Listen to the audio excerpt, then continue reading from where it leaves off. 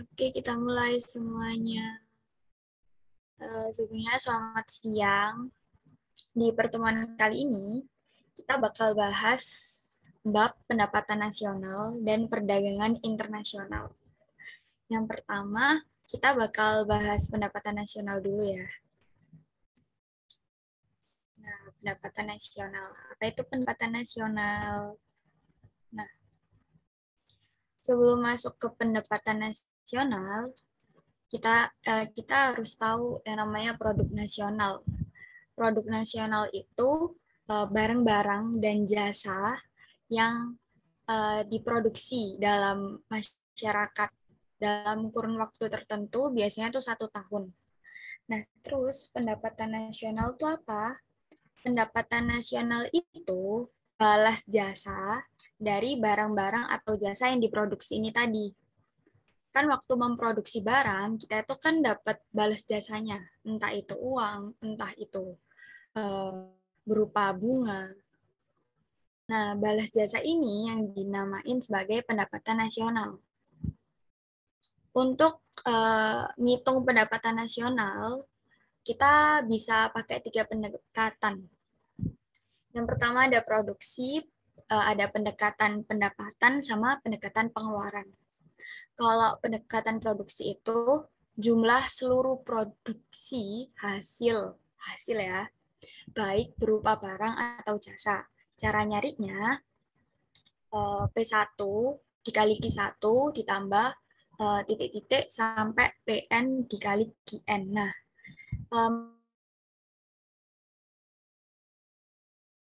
maksudnya PN QN itu kalau QN itu kuantitas produknya dari masing-masing sektor ini. Habis itu lanjut ke pendekatan pendapatan. Kalau pendekatan pendapatan itu jumlah seluruh pendapatan yang diterima setiap rumah tangga konsumsi. Nah, di sini rumusnya ada W ditambah R ditambah I ditambah P. W itu apa? W itu wage atau upah, R itu rent atau sewa, I itu interest atau bunga, P itu profit atau laba. Kemudian ada pendekatan pengeluaran. Kalau pendekatan pengeluaran itu jumlah seluruh pengeluaran masyarakat. Semuanya ditotal dari konsumen.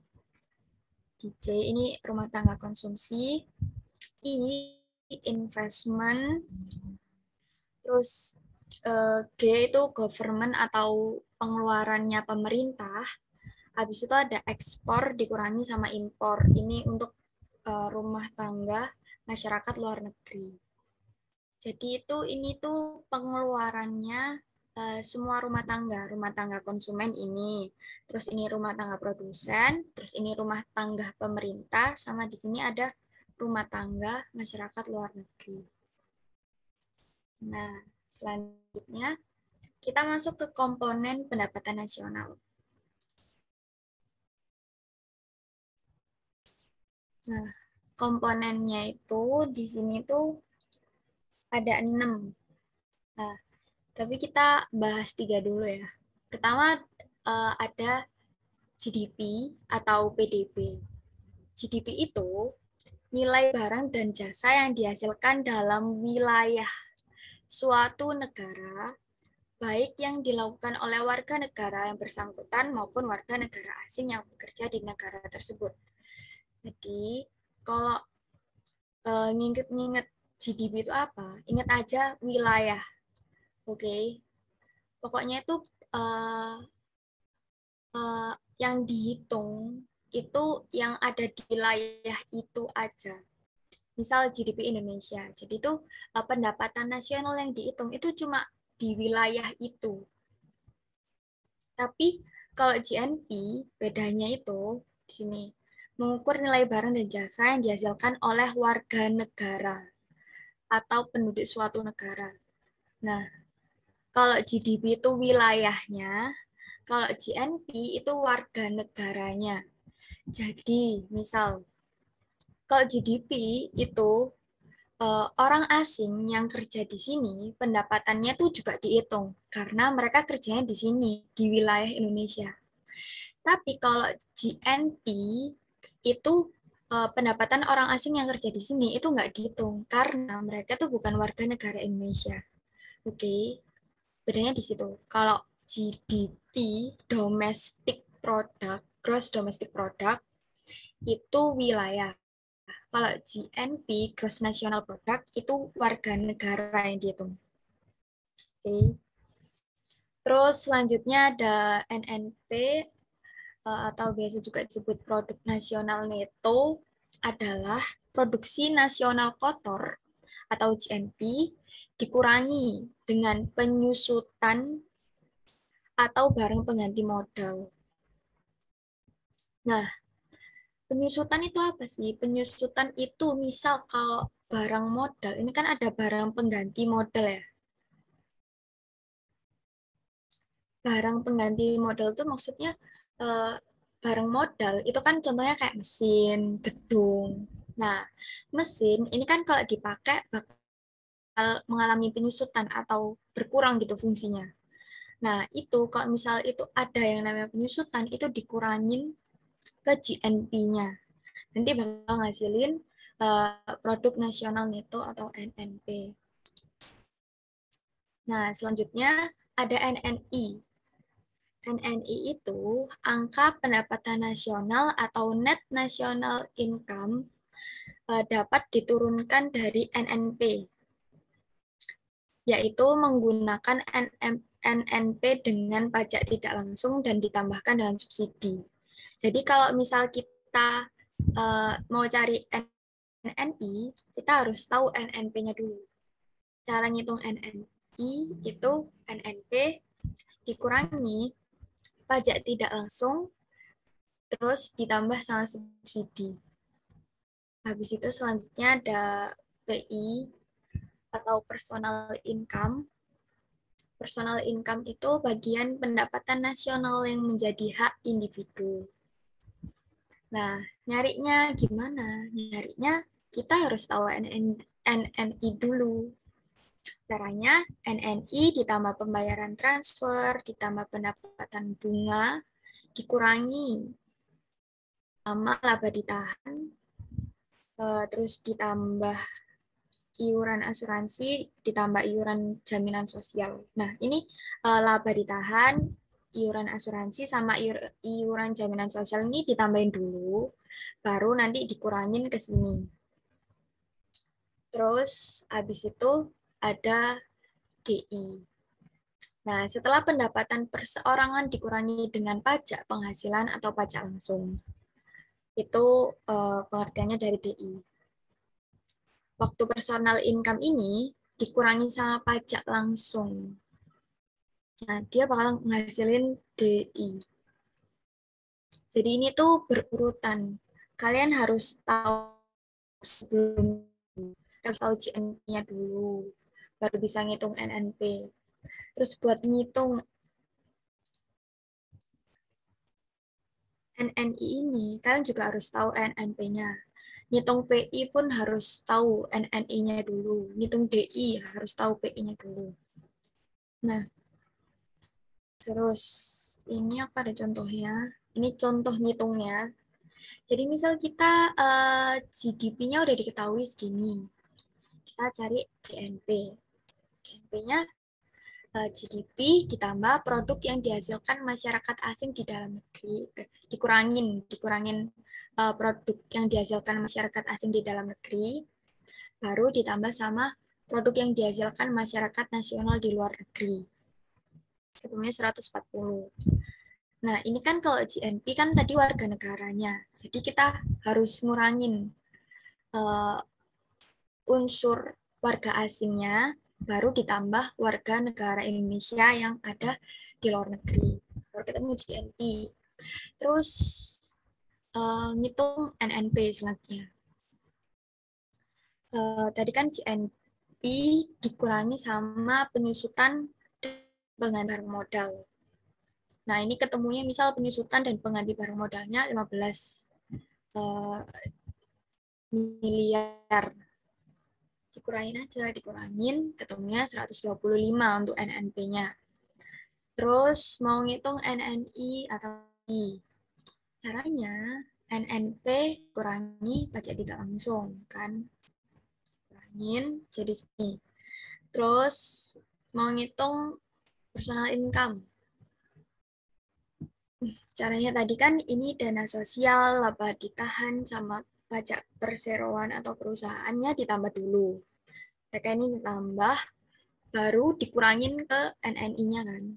Dikurangin. Misal ini tambah ini hasilnya 21.000 miliar, terus dikurangin, baru ini hasilnya ya, ditambah sama transfer payment sebesar 8.000 miliar. Nah, ketemu PI-nya. Menghitung DI. Menghitung DI caranya PI dikurangi sama pajak langsung. Gitu. Ini contohnya. Ini agak ngafal sih sebenarnya. Nah, ini aku ada soal.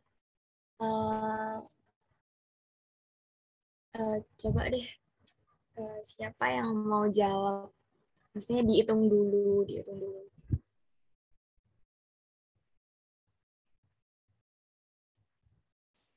Ini kalian bisa pakai yang uh, ngitung pendapatan nasional pakai 3 pendekatan tadi itu. Pendekatan pendapatan, apa ini produksi atau pengeluaran. Dicari tahu aja. Ini kayaknya ini rumus yang cocok yang mana ya? Yang 3 pendapatan di depan tadi, bukan yang komponen-komponen ya. Ayo, aku tungguin. Ayo tunggu dulu ya.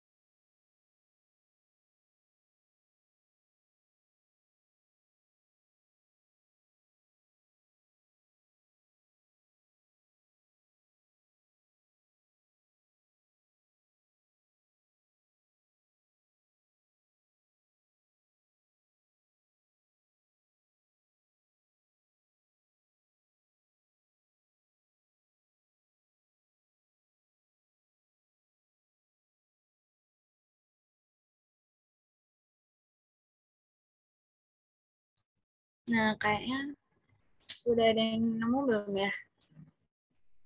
Daripada atau Masih Mas bingung. ini oh, bingung. Oke.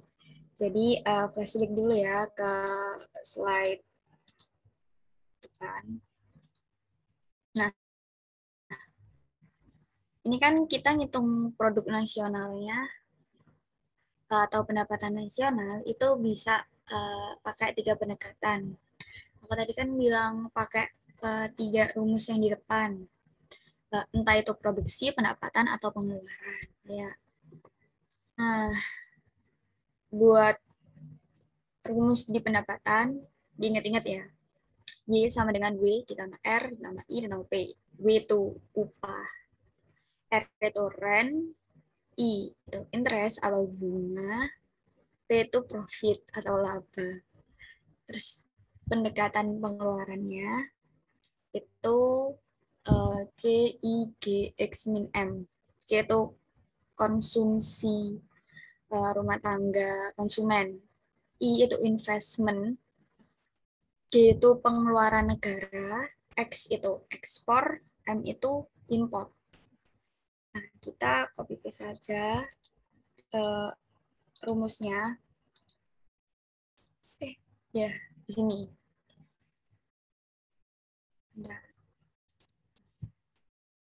di sini ada pendekatan pendapatan, yang ini pendapatan, yang ini pendekatan pengeluaran.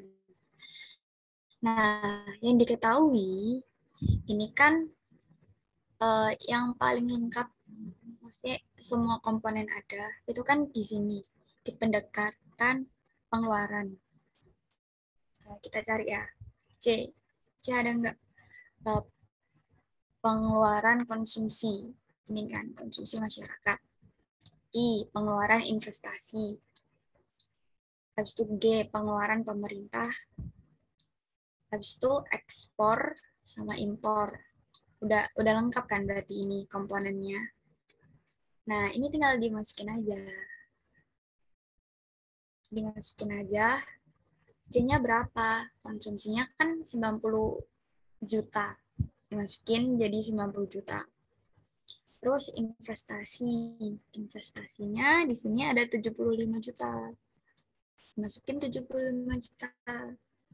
Habis itu di pengeluaran negara atau yang bagian government-nya berapa? 300 juta dimasukin. Terus ekspornya 50, impornya 35. Udah dimasukin semua, tinggal dihitung. 90 tambah 75 tambah 300, 465 juta. Habis itu 50 dikurangi 35, hasilnya 15 juta kan.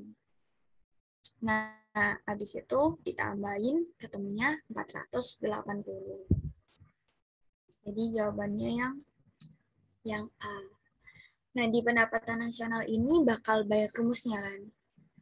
Rumusnya coba difahamin, habis itu baru diapalin. Oke. Kalau misal pendekatan pengeluaran, oh berarti itu yang dikeluarin, maksudnya yang jadi konsumsi dari rumah tangga yang ada di ekonomi rumah tangga konsumsi, rumah tangga produsen, rumah tangga pemerintah, rumah tangga masyarakat luar negeri. Ini kan punyanya rumah tangga konsumsi, kan punyanya rumah tangga pemerintah, produsen maksudnya, RTP. Nah, ini kan punyanya pengeluaran rumah tangga pemerintah, ini punya masyarakat luar negeri. Oke, coba dipahami dulu, baru dihafalin. Kalau udah mentok, baru dihafalin. Banyak hafal sih, ini emang banyak rumusnya di pertemuan kali ini. Nah, terus kita masuk ke sebab kedua. Sebelum kita bahas perdagangan internasional, kita bahas fungsi dan fungsi tabungan dulu. Oke. Nah, sebelum di perdagangan internasional, kalau ini misal aja ya, perekonomian tertutup. Maksudnya gimana? Perekonomian tertutup itu maksudnya kalau kita nggak ngelakuin perdagangan internasional. Kalau misal masih belum ada hubungannya sama luar negeri. Nah, pendapatan nasional itu bakal dirumusin Y sama dengan uh, consumption atau konsumsi ditambah sama S. S ini apa, Kak? S itu tangan, C itu consumption atau konsumsi. Nah, diasumsiin bahwa S itu sama kayak I. I itu apa? I itu investment. I besar ya. I besar itu investment. I kecil yang tadi, I kecil itu interest atau bunga. Bedain ya, I besar sama I kecil. Kenapa kok bisa disamain? Kenapa kok kayak gitu? Jadi itu kalau kalian nabung di bank, nah uangnya itu bakal diputar lagi sama bank buat dipinjemin ke orang yang butuh modal untuk buka usahanya. Itu kan sama aja kayak investasi. Jadi uang yang kalian tabung itu nanti bakal dipinjemin sama bank ke orang yang butuh uang untuk investasi. Makanya kenapa kok si tabungan ini diasumsiin sama kayak investasi atau investment. Sini ada fungsi konsumsi sama fungsi tabungan. Fungsi konsumsi sama fungsi tabungan itu jadi mereka tuh nunjukin hubungannya konsumsi atau hubungannya tabungan sama pendapatan. Oke. Di sini di fungsi konsumsi dulu. Rumusnya itu ada A ditambah B dikali Y. Y itu apa? Y itu pendapatan atau income. Nah, A ini apa, Kak? A itu autonomous consumption. Maksudnya autonomous consumption itu apa? Autonomous consumption ini maksudnya konsumsi yang kita lakuin kalau kita nggak punya pendapatan. Jadi pendapatannya tuh nol, tapi kan kita juga masih melakukan nggak sih? Kalau misal kita nggak punya pendapatan, tapi kita juga butuh sesuatu, pasti kita melakukan konsumsi. Nah, itu dilambangin sama A. Kok bisa, Kak? Kok bisa kan kita punya pendapatan, terus konsumsinya gimana? Konsumsinya bisa dari uang tabungan, atau kalau nggak gitu pinjam. Oke, itu logikanya.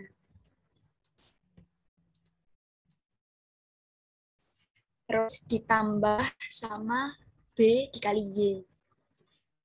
B, B itu apa, Kak? B itu MPC. Di sini B, B kan MPC. MPC itu tambahan konsumsi setiap tambahan pendapatan.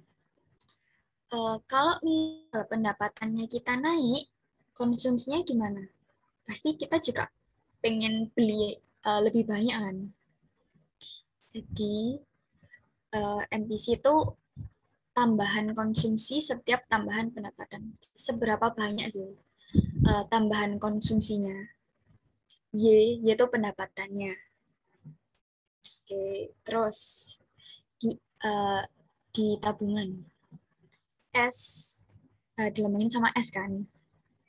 Tabungan sama konsumsi itu kan berkebalikan.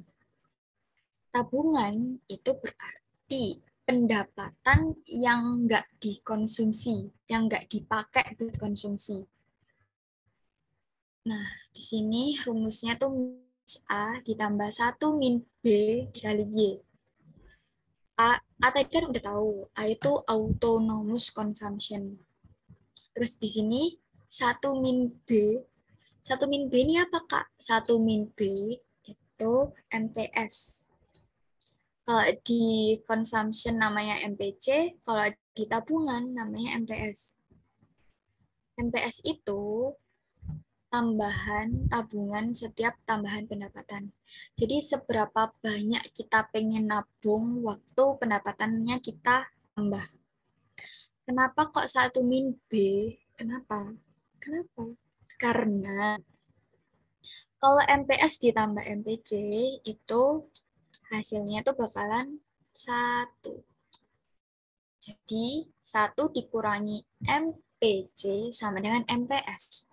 1 dikurangi MPS sama dengan MPC. Kan kayak gitu ya. Kalau misal di bolak-balik. Nah ini teman-teman boleh dicatat dulu. Kita langsung lanjut aja. Nah, langsung ke soalnya. Siapa yang mau ngitung? Pakai rumus yang ini nih. Pakai rumus di sini.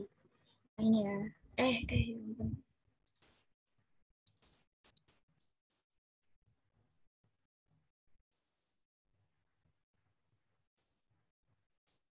Pakai rumus yang ini. Pokoknya cari aja di dua ini pakai yang mana. Oke. Yuk. Dikerjain 5 menit deh. Aku kasih waktu 5 menit. Nanti baru dibahas ya.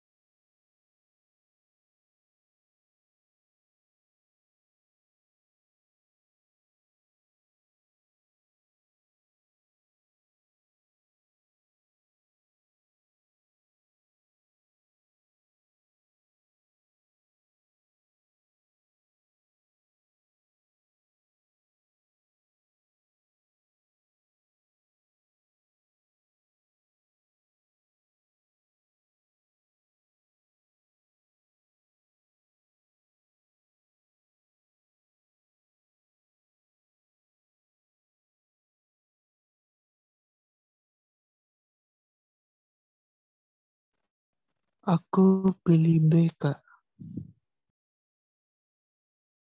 Oke, Jeffrey pilih B. Teman-teman yang lain mungkin ada jawaban yang lain atau sama kak kayak Jeffrey.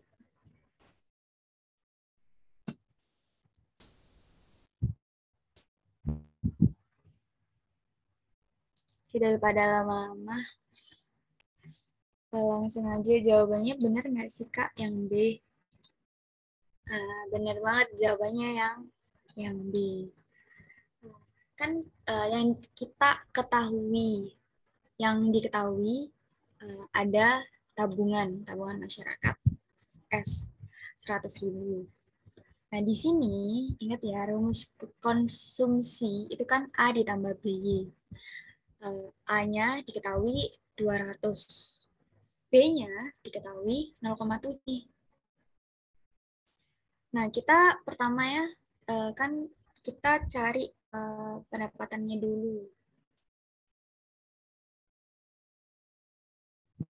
Ya, dimasukin ke rumus ini. Dimasukin ke rumus ini, S-nya, terus A-nya, kan A-nya 200. Di sini ada minus 200. Habis itu 1 dikurangi B dikali sama Y. Dihitung Y-nya ketemu 1 juta. Terus baru nyari konsumsinya. Y-nya udah ketemu 1 juta, tinggal dimasukin ke sini. Tinggal digantikan 1 juta. Terus nanti bakalan ke 900.000. Oke. Nah, baru kita masuk ke subbab perdagangan internasional. Nah, perdagangan internasional itu pasti udah sering dengar kan, ekspor impor. Kegiatan jual beli yang terjadi antar negara yang dilakukan individu dengan individu, atau individu dengan pemerintah, atau pemerintah dengan pemerintah. Nah, terus misal kan nanya, kenapa harus ada perdagangan internasional? Kenapa? Jawabannya, alasannya itu di sini aku nulisnya ada 4. Yang pertama, perbedaan sumber daya alam. Setiap negara pasti punya sumber daya alam yang beda-beda. Karena perbedaan ini, mereka butuh negara lain untuk saling melengkapi yang mereka butuhin. Kalau misal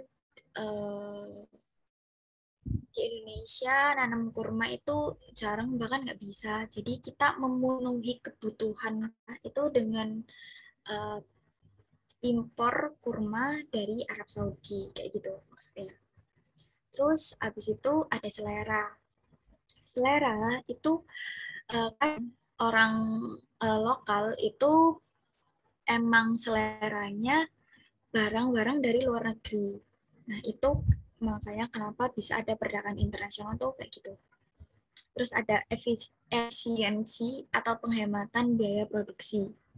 Nah, karena adanya spesialisasi dalam produksi, dapat meminimalisasi biaya produksi. Jadi maksudnya gimana? Maksudnya itu kalau misal suatu barang di luar negeri itu harganya lebih murah daripada biaya produksi sendiri, kemungkinan suatu negara itu lebih milih untuk impor daripada produksi sendiri. Terus selanjutnya ada perbedaan teknologi. Karena di setiap negara itu teknologinya beda-beda, maksudnya perkembangan teknologinya itu beda-beda, jadi makanya kenapa negara yang kurang punya teknologi atau teknologinya belum semaju negara lain, itu mereka impor dari negara yang udah punya teknologi maju ini. Terus selanjutnya kita bakal bahas manfaat dari perdagangan internasional. Di sini ada 5. Yang pertama, memperoleh devisa, habis itu memperluas kesempatan kerja, menstabilkan harga, meningkatkan kualitas konsumsi, dan mempercepat alih teknologi atau transfer teknologi. Nah, teori perdagangan internasional. Teori perdagangan internasional itu ada 2. Yang kita bahas kali ini ada 2, keunggulan mutlak sama keunggulan komparatif. Yang pertama, kita bakal bahas keunggulan mutlak dulu. Keunggulan mutlak itu suatu negara mampu memproduksi barang dengan biaya lebih rendah dibandingkan negara lain. Bisa dilihat di sininya. Misal Indonesia sama Jepang. Indonesia sama Jepang.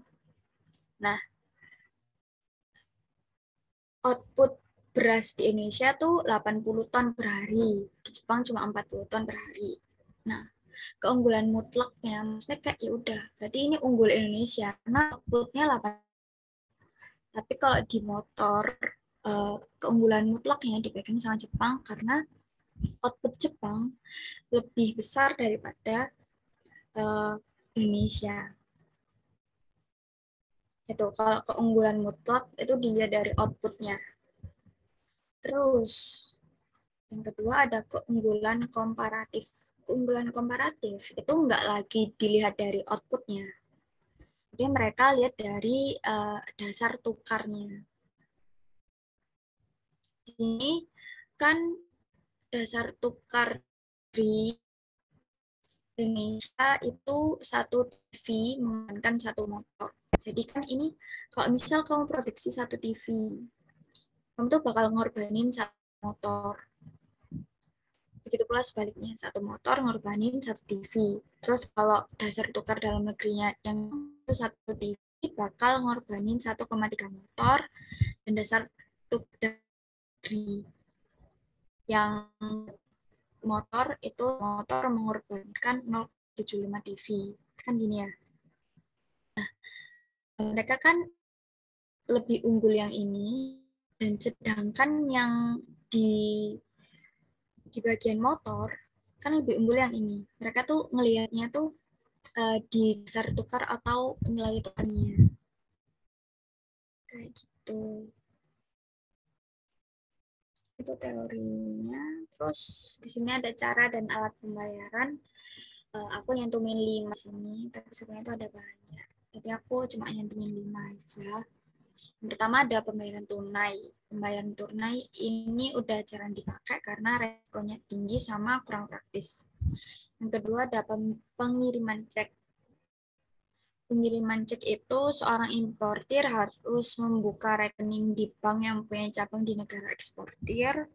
Jika terjadi keinginan impor barang, maka importir mengirimkan cek pembayaran kepada eksportirnya. Jadi orang yang mau impor itu buka rekening bank yang punya cabang di negara orang yang atau eksportir. Terus nanti kalau mau impor tinggal kirim cek pembayaran kepada eksportirnya.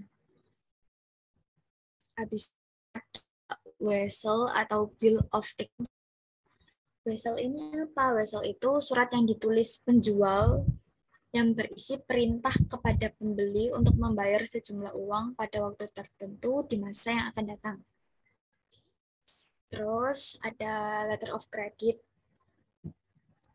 Letter of credit itu surat pernyataan tertulis yang dibuat bank atas permohonan nasabah untuk menyediakan sejumlah uang sebagai pembayaran kepada eksportir. Terus ada private compensation. Nah, itu cara pembayaran yang dilakukan importir dan eksportir dengan cara menukarkan piutang. Jadi kalau misal si importir itu punya piutang ke eksportir, mereka cuma tinggal pokoknya ditukar gitu aja piutangnya. Jadi mereka nggak usah bayar lagi. Ada banyak macam.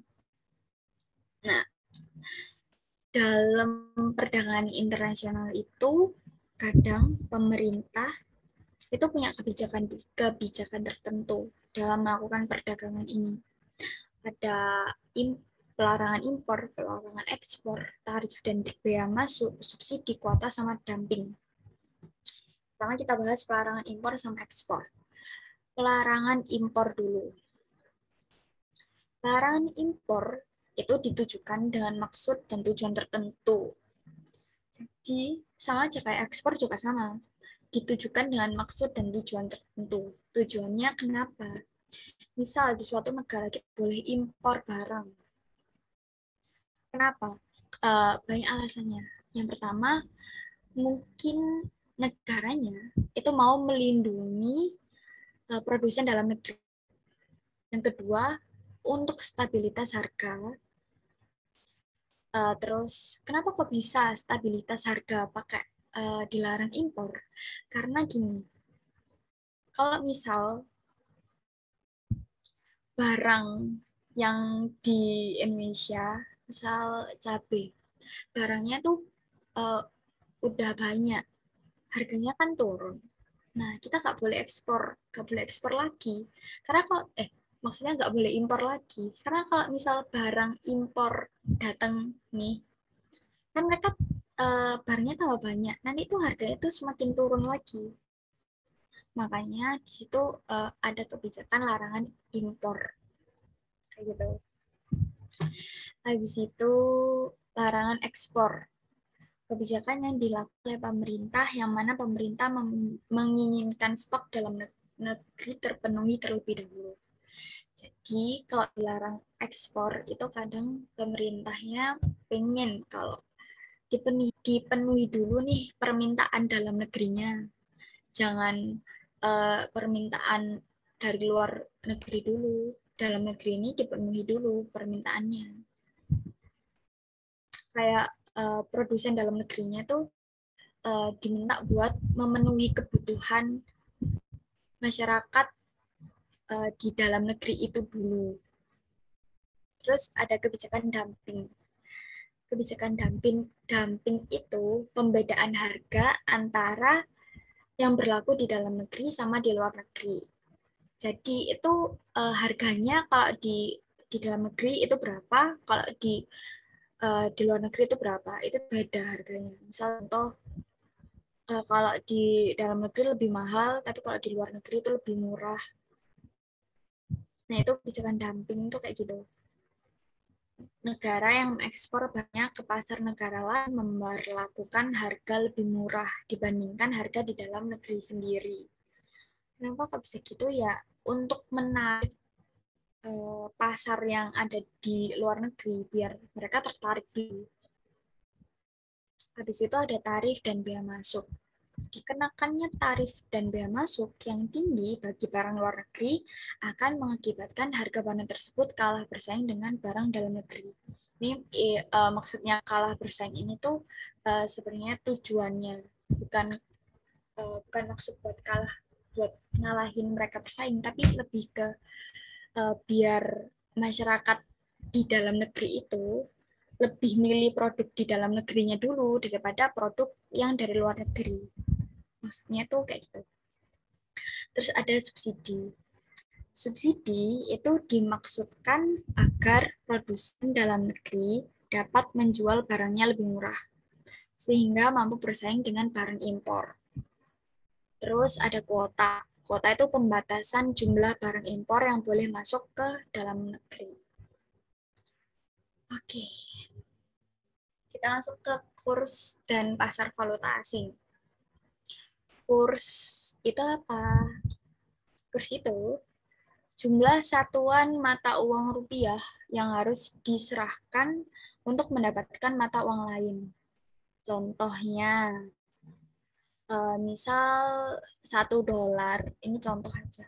$1 itu besarnya kalau dikonferensiin ke rupiah itu 14.000. Contohnya tuh kayak gitu ya. Terus kurs itu kurs jual sama kurs beli. Ini biasa tuh bingung banget kan bedain kita pakai kurs jual apa kurs beli eh waktu mengkonversikan mata uang. Jadi kayak gini. Ini kurs jual sama kurs beli itu dilihat dari perspektif bank. Oke. Dari perspektif bank. Kita lihat dulu. Mereka kalau misal kita punya uang rupiah, kita mau tukarin ke dolar. Nah, yang punya kan bank. Mereka ini berarti kan jual dolarnya. Berarti kita pakai kurs jual. Oke. Tapi kalau misal kita punya uang dolar mau ditukerin ke rupiah. Nah, si bank ini kan beli dolarnya kita pakai kurs beli. Ini kurs jual sama kurs beli dilihat dari perspektifnya bank. Banknya ini mau jual duit asing apa mau beli duit asing. Oke. Terus ada pasar valuta asing. Pasar valuta asing adalah tempat untuk membeli valuta asing atau mata uang lain. Oke. Terus pasar valuta asing itu ada 3 kebijakan. Yang pertama ada tetap, bebas, sama kurs mengambang terkendali. Kalau tetap itu kursnya ditetapkan pemerintah, positifnya stabil dan pasti. Namun kekurangannya adalah butuh cadangan devisa yang besar. Nah, jadi kalau tetap itu ditetapin sama pemerintah. Nih, harus gini kursnya. Misal pemerintah, ini cuma misal aja contoh, pemerintah netapin harus gini. Ini nggak boleh berubah-berubah lagi. Positifnya stabil dan pasti. Oh ya udah pasti ya harganya segini. Tapi kelemahannya kita perlu cadangan devisa yang besar. Terus kalau bebas. Kalau bebas, itu pemerintah nggak ikut-ikut campur. Semua tergantung sama pasar. Jadi itu kursnya itu bisa naik, turun, terserah. Sesuai sama permintaan dan penawaran valuta asingnya. Tergantung pasarnya, dibiarin aja. Dampak positifnya tidak perlu cadangan devisa yang besar. Sementara dampak negatifnya tidak stabil dan tidak pasti. Terus selanjutnya ada mengambang terkendali. Mengambang terkendali itu maksudnya bebas ya enggak, tetap ya enggak. Jadi maksudnya ada batasan di mana pemerintah akan ikut campur. Kalau misal kursnya ini udah terlalu tinggi, coba diturunin. Nah, kayak gitu. Jadi itu kayak ada batasannya pemerintah ikut campur gitu. Nah, ini hitung-hitungan pakai yang kurs jual sama kurs beli tadi. Ini nggak pakai rumus, cuma dipikir aja gitu. Ini kalau misal aku punya uh, uang dari negara Kuwait sebesar 200.000, terus uh, dijadiin rupiah, itu gimana sih? Pakai kurs jual apa kurs beli?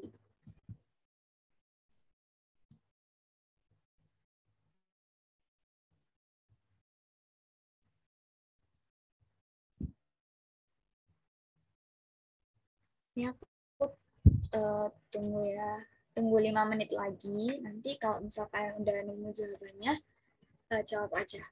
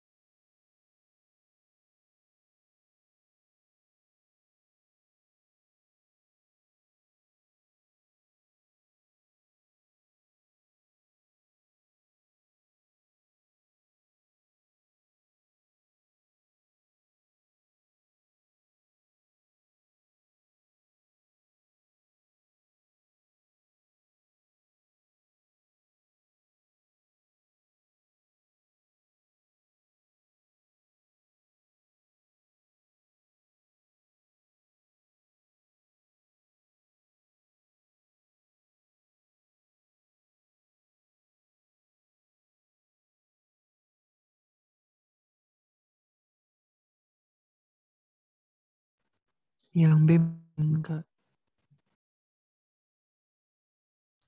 Oke, yang B. Ya, jawabannya yang ya benar banget yang B. Kita pakai kurs yang beli. Karena posisinya bank itu kan beli mata uang asingnya. Jadi kita pakai kurs yang beli. Benar banget, Jeffrey. B. Nah, materinya udah selesai. Mungkin teman-teman ada yang mau ditanyain, boleh banget.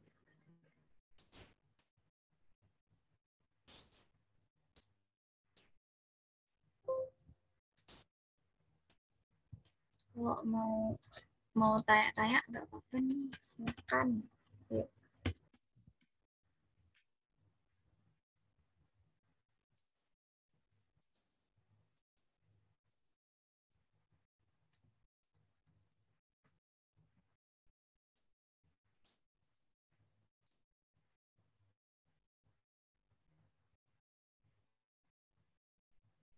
Udah, beneran nggak ada yang mau tanya?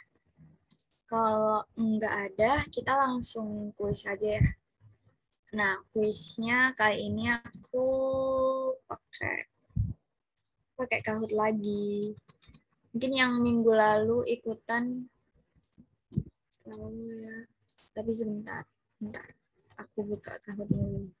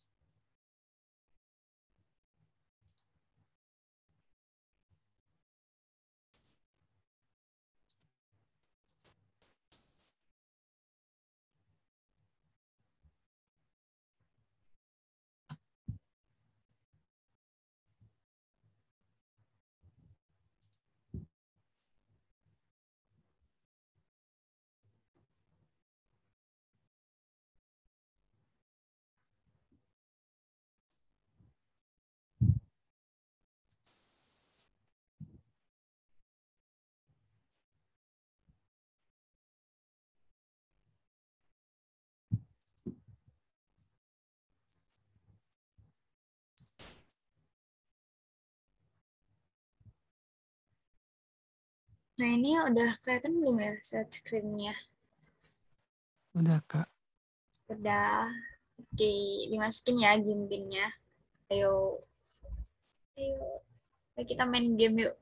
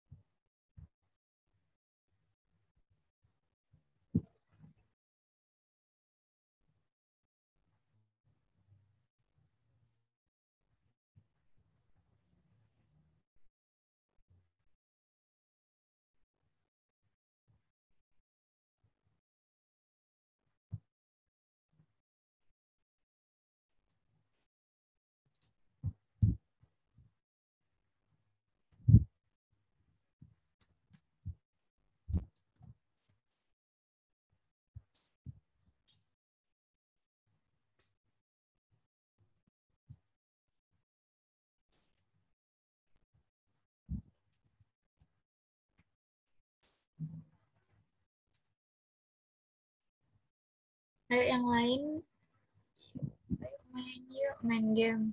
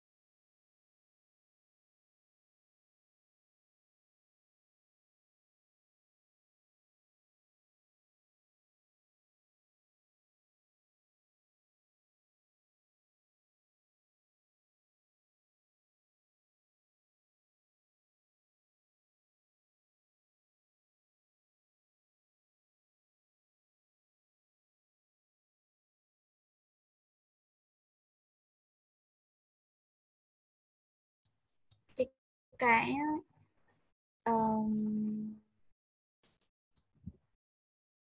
ini kayaknya mulai aja ya. Jeff, gimana Jeff? Aku terserah Kakak aja. Ini Prima kemana ya? Tapi ini kayaknya nggak join audio nggak sih? Gak tahu ya. Prima.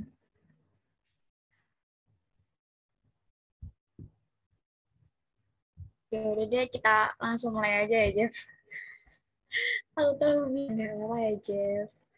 Yuk, mulai.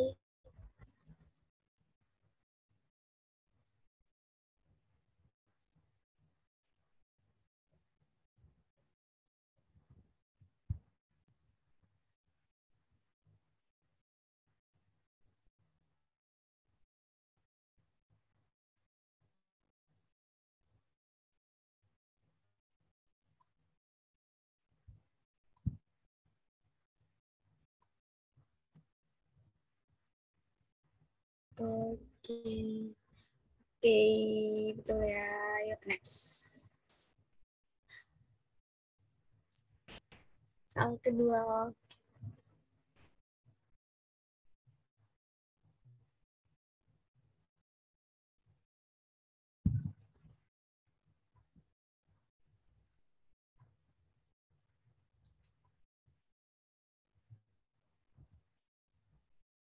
Nah, betul banget. Jawabannya yang gross national product. Karena di sini pokoknya yang warga negara Indonesia yang dihitung.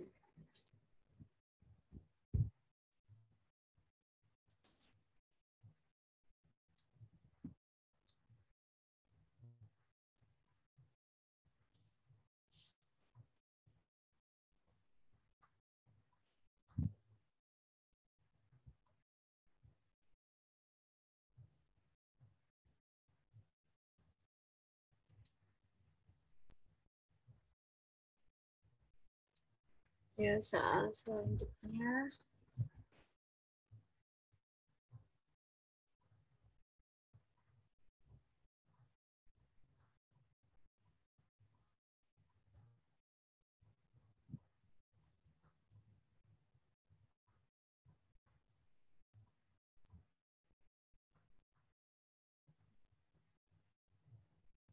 Iya, benar. Yuk, soal selanjutnya.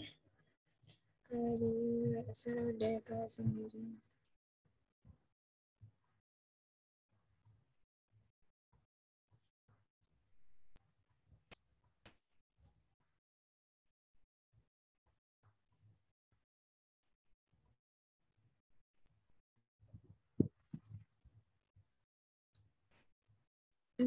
Betul banget. Dumping itu kebijakan yang bedain harga di dalam sama di luar negeri.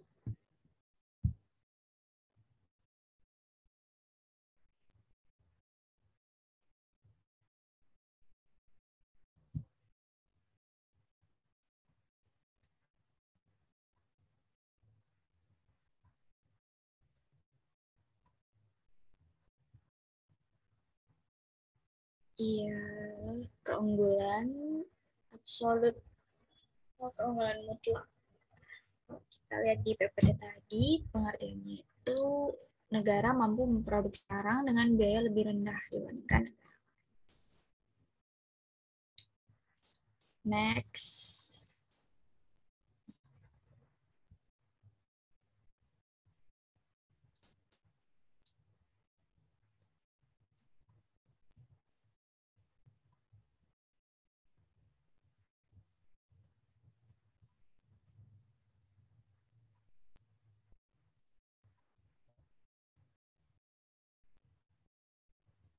Nah, ketika PDB suatu negara meningkat, di negara tersebut sedang terjadi kenaikan pendapatan dan kenaikan pengeluaran. Kenapa? Karena tadi kan nyari PD atau GDP itu kan caranya bisa dari pendekatan pendapatan, bisa dari pendekatan pengeluaran. Jadi kalau misal kita mikir, kalau pendapatannya orang banyak, berarti kan PDB-nya juga banyak. Kalau pengeluarannya orang naik, pasti PDB-nya juga naik. Kayak gitu. Oke, cara mikir logikanya maksudku. Nah, terus kalau Jeffrey jawab kenaikan tabungan, namun pengeluaran dapat naik atau turun. Nah, gini, kalau misal tabungannya itu naik, berarti kan mereka nggak mengeluarkan pendapatan. Ya, eh, eh, berarti nggak bisa dihitung di yang pendapatan. di yang pengeluaran maksudku. Kalau misal tabungannya naik kan nggak mengkonsumsi. Nah, itu kan berarti minus, bakalan minus ke PD. Terus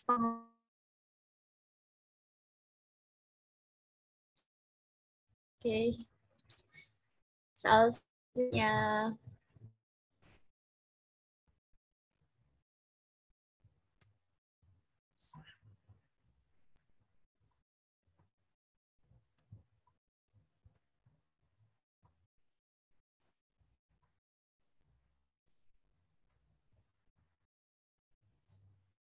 betul banget. Marginal propensity to save itu MPS. Nah, tapi di sini kan nih ketahui MPC.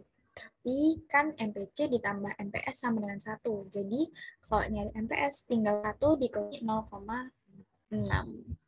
Sini 0,4. Soal 9.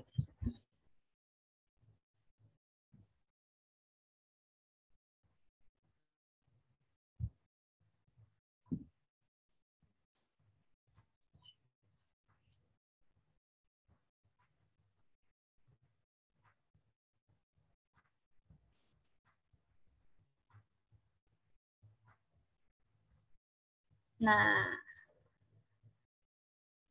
kenapa jawabannya yang tabungan dan investasi dalam ekonomi tertutup?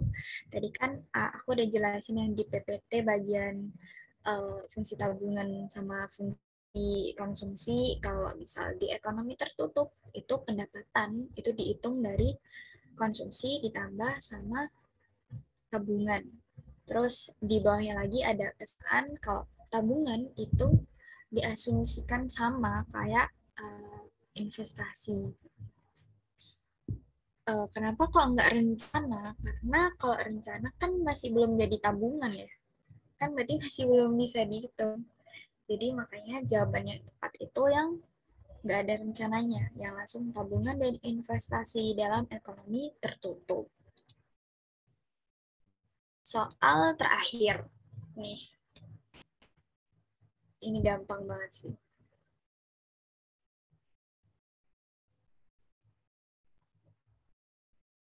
Ya, benar banget. Gampang. Karena, kenapa salah? Karena C ditambah MPS itu hasilnya 1. Betul banget, Jeffrey. Yuk, siapa yang menang? Siapa nih yang juara 1? Ya,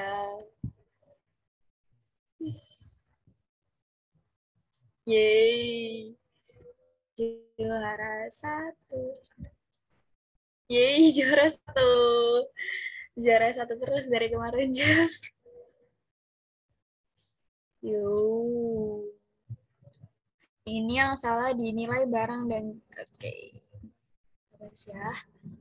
Nah, kamu jawab apa? Gross National Product, Gross Domestic Product. Oh, Jeffrey jawab yang ini, Gross Domestic Product. Jadi, apa ini? Ada yang mau ikutan tapi baterainya sekarat, Kak. Siapa? Siapa yang mau ikutan? Oh, Rahma ya? Rahma tadi ya, iya. Ih, tadi keluar. Ratu tadi. Ya, ya di lain kesempatan aja. Semoga baterainya nggak habis. Amin. Nah, di sini cara bedain GDP sama GNP. Caranya tuh inget-inget ya, kalau domestic GDP, gross domestic product, itu kayak inget-inget aja gambar pulau, wilayah. Jadi itu yang dihitung, itu yang ada di wilayah itu. Entah itu WNI, entah itu pokoknya orang yang ada di situ, di dalam suatu wilayah itu. Tapi GNP, Gross National Product, itu cara ngitungnya yang warga negara Indonesia. Oke, warga negara Indonesia yang ada di dalam negeri, warga negara Indonesia yang ada di luar negeri, itu dihitung. Itu kalau GNP. Kalau Apa? Kalau GDP, Kak. Kalau GDP itu yang wilayah domestik. Ingat-ingat aja domestik itu wilayah. Jadi itu yang ada di wilayah itu. Pokoknya orang yang ada di wilayah itu GDP atau domestic product. Kalau GNP, gross national product, itu warga negaranya. Oke, Jeff. Udah ngapa nggak ya, Jeff?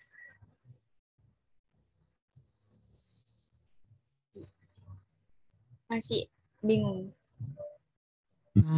Udah paham, Kak. Makasih, Kak. Beneran. Beneran. Ya, kayaknya sih udah, tapi agak bingung aja sih kalau domestik itu berarti kan kayak lebih ke ini ya, Kak. Lebih ke yang dalam negeri gitu nggak sih, Kak? Apa-apa? Lebih ke apa? Lebih ke yang dalam negeri gitu atau gimana, Kak? Nggak kedengeran deh. Kalau yang domestik itu berarti kayak lebih ke yang dalam negeri gitu ya, Kak? Iya, di dalam negeri, ya, bener banget. Jadi kalau, bentar ya, aku anu itu bisa nggak ya?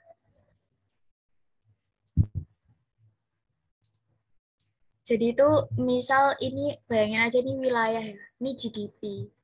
GDP itu pokoknya yang ada di wilayah ini, orang pendapatannya yang ada di wilayah yang dihitung. Entah ini WNA, entah ini WNI. Pokoknya orang kalau di wilayah ini terus dia ngasih duit, itu dihitung dalam GDP. Oke. Tapi kalau misal GNP, ngitungnya udah bukan kayak gini lagi. Tapi kita ngitungnya cuma orang yang warga negara Indonesia aja. Nggak semuanya dihitung di dalam negeri. Cuma yang warga negara Indonesia aja. Nah, warga negara Indonesia kan juga ada yang di luar negeri. Nah, ini mereka ini juga dihitung. Kayak gitu. Ya, sama aja yang kayak kamu bilang tadi. Kalau misal domestik produk itu yang dalam negeri. Bener banget. Yang di Indonesia aja. Tapi kalau NP itu pakai yang orang di luar negeri, tapi yang warga negara Indonesia. Gitu, Chef. Kak, makasih, Kak. Oke, terus soal berapa lagi nih? Soal yang nomor 9. Variabel apakah? Oh, tadi udah dibahas ya. Nah, ini juga tadi udah dibahas. Oke, Jeffrey. Terus stop share. Ini kenapa nih? Nah, udah nih. Udah selesai pertemuan kali ini. Ntar, jangan lupa buat isi link Eval ya. Ini link Eval ya.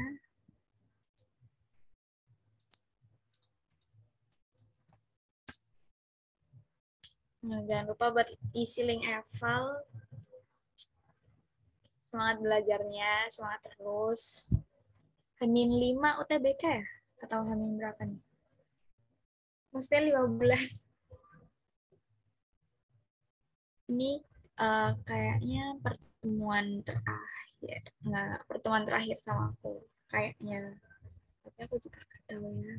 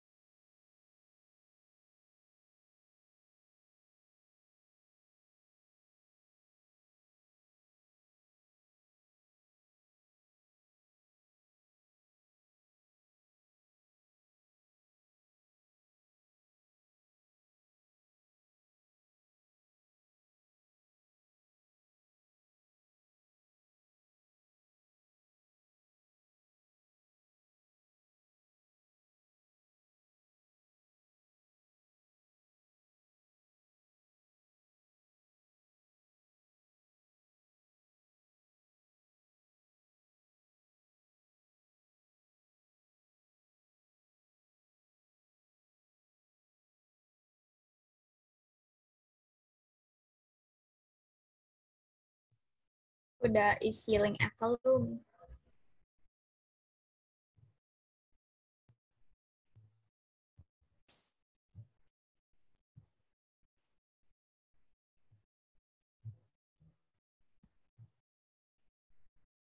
Udah, oke. Kalau gitu, selamat belajar. Nanti PPT-nya aku taruh di Google Drive. Oke, selamat siang. Kita udahin pertemuan kali ini. Dadah. Oke, terima kasih ya Kak. Sama-sama. Selamat belajar.